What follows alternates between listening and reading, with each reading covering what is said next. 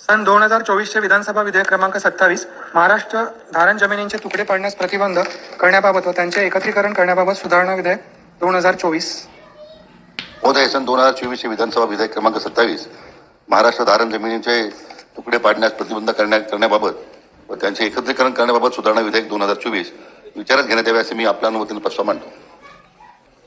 प्रस्ताव असा आहे की सन 2024 विधानसभा विधेयक क्रमांक 27 महाराष्ट्र धारण जमिनीचे तुकडा पाडण्यास प्रतिबंध करण्याबाबत व त्यांचे एकत्रीकरण करण्याबाबत सुधारणा विधेयक 2024 विचारात घेण्यात यावे.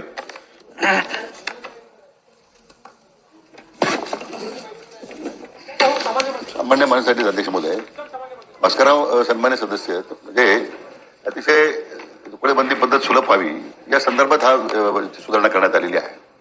आणि वाढतं शहरीकरण, नागरीकरण याच्यामध्ये मग अनावश्यक पद्धतीने जे तुकडे पाडले जात होते, आणि कुठल्या प्रकारच्या नियमावलीमध्ये नियमावली नसताना मध्ये मोठ्या प्रमाणात गैरव्यवहार होत होते. त्याची रक्कम जी होती नियमित करण्याची ती 25% पर्यंत आपण करण्यात आली होती, ती लोक भरत नव्हते, पर्यटकांच्या 25%. आणि म्हणून त्याच्यामध्ये सुधारणा होण्याकरता प्रत्येक जिल्ह्याला एक क्षेत्र ठरवून दिलेलं आहे. कारण जिल्ह्याचं क्षेत्रफळ विदर्भामध्ये क्षेत्रफळ जास्त आहे, मराठवाड्यात जास्त आहे, कोकणामध्ये कमी आहे. तर प्रत्येक जिल्ह्याच्या क्षेत्रफळाप्रमाणे त्याची आपण तुकडेबंदीचे त्या ठिकाणी त्याला मान्यता दिलेली आहे. ही सुधारणा अध्यक्ष महोदयामध्ये करण्यात आलेली आहे. कारण त्यामध्ये विशेष करून मग ह्या तुकडेबंदी होताना अनियमित झाल्यामुळे 7/12 दस्त नोंदले जात नव्हते. त्यामुळे लोकांना मग कर्ज घेणं, त्या पद्धतीने त्याचे मालकी हक्क निर्माण करणं या संदर्भामध्ये अडचणी येत होत्या. अध्यक्ष महोदय, या विशेष करून आता जे शहरीकरण झालंय मोठ्या प्रमाणात, त्या भोवताली गावांमध्ये सुद्धा गुंठेवारीचं नाही, म्हणून अध्यक्ष महोदय यासाठी सुधारणा करणं आपण सुचवलेली आहे. विशेष करून याच्यामध्ये 2017च्या तुकडेबंदी विरुद्ध व्यवहार नियमानुकूल करण्याच्या दृष्टीने आपण 25%चा नियम केला होता रेडिकनरचा, पण कोणी भरत नव्हतं. म्हणून 25%ची रक्कम ती 5% करावी असं प्रस्तावित करण्यात आलेलं आहे. विशेष करून जर आपण पाहिलं त्यामध्ये साधारण एकूण खातेदारी संख्या जर पाहिली आपण ज्यांना लाभ मिळणार आहे, अशी एकूण 51 लाख खातेदारांना या सगळ्या झालेल्या नियमाचा आपण रक्कम कमी केल्यामुळे लाभ मिळणार आहे. आणि म्हणून मला वाटतं सामान्य जनतेच्या दृष्टीने विशेष करून याच्यामध्ये दलाल किंवा अशा प्रकारची जी फसवणूक लोकांची होत होती की,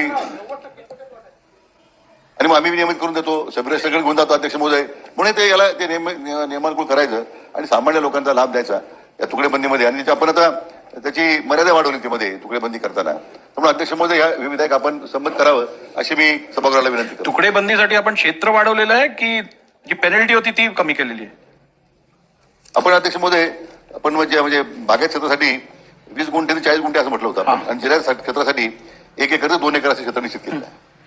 प्रश्न असा आहे की सन 2024 विधानसभा विधेयक क्रमांक 27 महाराष्ट्र धारण जमिनीचे तुकडे पाडण्यास प्रतिबंध करण्याबाबत व त्यांचे एकत्रीकरण करण्याबाबत सुधारणा विधेयक 2024 विचारात घेण्यात यावे. अनुकूल असतील त्यांनी होय म्हणावे, प्रतिकूल असतील त्यांनी नाही म्हणावे. होयचे बहुमत आहे विधेयक विचारात घेण्यात येत आहे. आता विधेयक खंडशः विचारात घेण्यात येईल. खंड 2 व 3 खंड 1 संपूर्ण शीर्षक आणि हेतुवाक्य हे विधेयकाचे भाग समजण्यात यावेत. अनुकूल असतील त्यांनी होय म्हणावे, प्रतिकूल असतील त्यांनी नाही म्हणावे. होयचे बहुमत आहे खंड 2 व 3 खंड 1 संपूर्ण शीर्षक आणि हेतुवाक्य विधेयकाचे भाग झाले. अध्यक्ष महोदय, 2024चे विधानसभा विधेयक क्रमांक 27 महाराष्ट्र धारण जमिनीचे तुकडे पाडण्यास प्रतिबंध करण्याबाबत व त्यांचे एकत्रीकरण करण्याबाबत सुधारणा विधेयक 2024 संमत करावे असे मी आपल्या अनुमतीने प्रस्ताव मांडतो. प्रस्ताव असा आहे की सन 2024 विधानसभा विधेयक क्रमांक 27 महाराष्ट्र धारण जमिनीचे तुकडे पाडण्यास प्रतिबंध करण्याबाबत व त्यांचे एकत्रीकरण करण्याबाबत सुधारणा विधेयक 2024 संमत करावे. प्रश्न असा आहे की सन 2024 विधानसभा विधेयक क्रमांक 27 महाराष्ट्र धारण जमिनीचे तुकडे पाडण्यास प्रतिबंध करण्याबाबत व त्यांचे एकत्रीकरण करण्याबाबत सुधारणा विधेयक 2024 संमत करावे. अनुकूल असतील त्यांनी होय म्हणावे, प्रतिकूल असतील त्यांनी नाही म्हणावे. होयचे बहुमत आहे विधेयक संमत झाले.